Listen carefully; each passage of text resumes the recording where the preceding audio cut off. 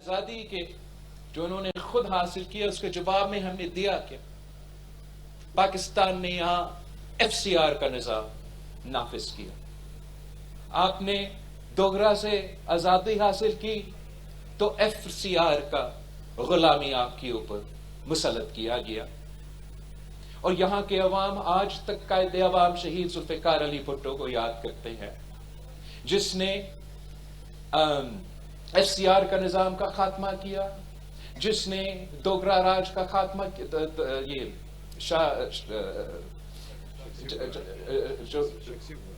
شخصی حکمرانی کا نظام کا خاتمہ کیا,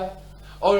جو یہاں کے غریب عوام کے لیے پسماندہ علاقے سے تعلق رکھنے عوام کے لیے سبسڈی کا بندوبست کیا تھا. اس دن سے لے کے شہید محترمہ بینظیر ان کامیابیوں کے بعد جب شہید محترمہ بینظیر بھٹو کو موقع ملا تو شہید محترمہ بینظیر بھٹو نے یہاں گلگت بلتستان میں سیاست کا آغاز رکھی,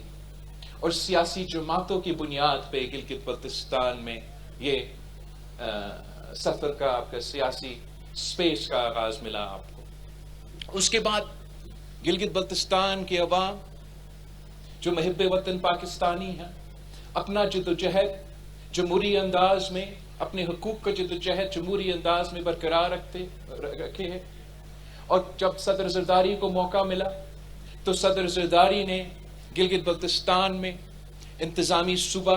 اور آپ کے یہ جو پورا انتظامی نظام ہے یہ آپ کو گلگت بلتستان کے عوام کو دیا. آپ کا صوبہ کے ساتھ ساتھ انتظامی صوبہ کے ساتھ ساتھ گلگت بلتستان کا شناخت, گلگت بلتستان کا نام گلگت بلتستان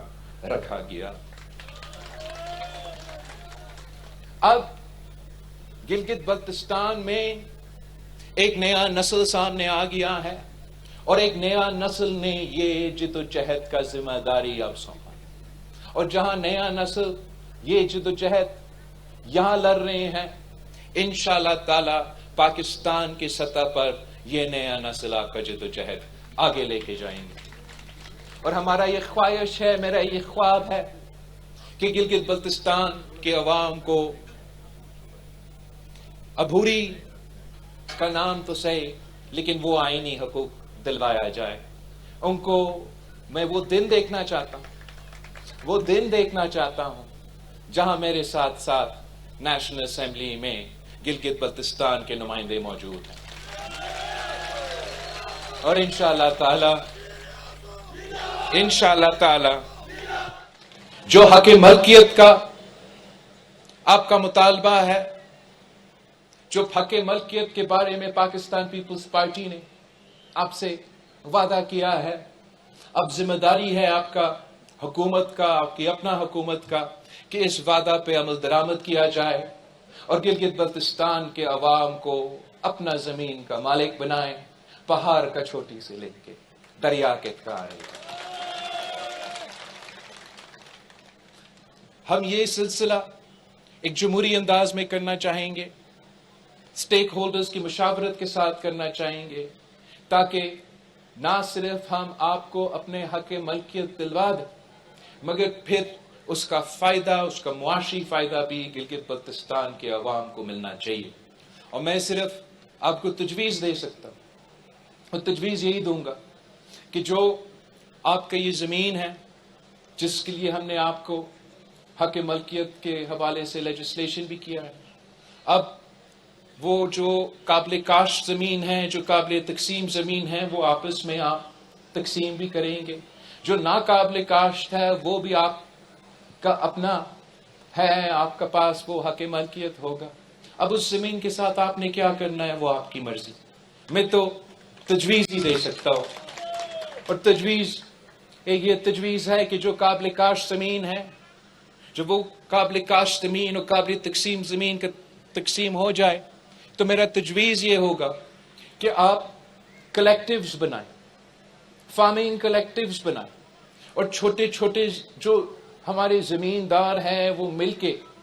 فارمنگ کلیکٹیو بنا کے مل کے آپ کے پاس کلیکٹیو پاور ہوگا, کلیکٹیو بارگننگ پاور ہوگا, کلیکٹیو خریدنے کا پاور ہوگا. آپ کے انپٹس پہ, اپنے لونز پہ, اپنے قرضوں پہ آپ کو ایک معاشی موقع ملے گا کہ ذرائع آمدنی کا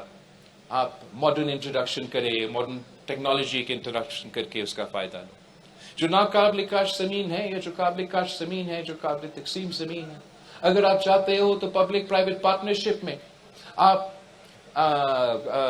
پبلک پرائیویٹ پارٹنرشپ کے ذریعے بڑے اسکیل پہ فارمنگ کر سکتے ہیں. آپ چاہتے ہو تو پبلک پرائیویٹ پارٹنرشپ کے ذریعے جو بھی منصوبہ لا کر آنا چاہتے ہیں آپ انہی زمین پہ لے کر آ سکتے ہیں، تاکہ جب وہ پبلک پرائیویٹ پارٹنرشپ کا منصوبہ کامیاب ہو تو اس کا فائدہ، اس کا منافع آپ کے جیب میں، گلگت بلتستان کے عوام کے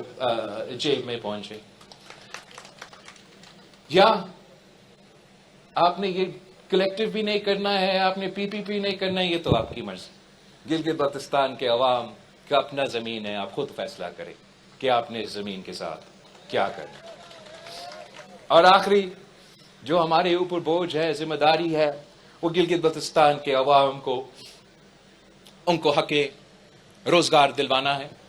معاشی مشکلات آپ کے سامنے ہیں، وفاقی سطح پہ، صوبائی سطح پہ ہمارا سی ایم صاحب نے اس پہ کچھ بات بھی کیا ہے، مگر ہمارا پورا کوشش ہوگا کہ ہم یہ جانیں، پہچانیں، یہ سمجھیں کہ یہ ہمارا ذمہ داری ہے، یہ حکومت پاکستان اور گلگت بلتستان کے حکومت کی ذمہ داری ہے کہ ہم روزگار کے مواقع یہاں کے نوجوانوں کو فراہم کریں. یہ ہمارا ذمہ داری ہے کہ ہم آپ کے لیے ایسے معاشی ماحول بنایا جائے کہ یہاں کے عوام کو ان کے حق روزگار ملے. اور میں بہت خوش ہوں کہ پاکستان پیپلز پارٹی کے منشور کے مطابق ہمارا وزیر اعلیٰ صاحب نے آج اعلان کیا